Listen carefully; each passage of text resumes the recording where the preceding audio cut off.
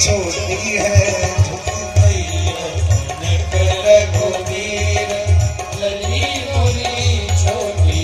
बहुत देर हो गई पर राम जी बिल्कुल भी ना झुके। एक तो राम जी की लंबाई ऊपर से मुकुट भी लगा रखा है तो और लंबे हो गए, अब कैसे झुके। राम जी बिल्कुल सीधे खड़े हैं। बार बार जनकपुर की नारियां, जानकी जी की सखियां लखनलाल जी की तरफ देख के इशारा करती हैं, कुछ करो भाई, ये झुक जाएं कैसे भी करके।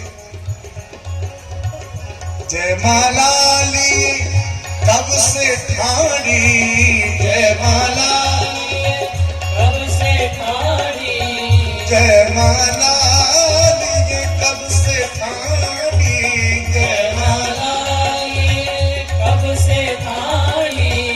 दुखन लाग्यो शरीर, हाजी दुखन लाग्यो शरीर, सिया मोरी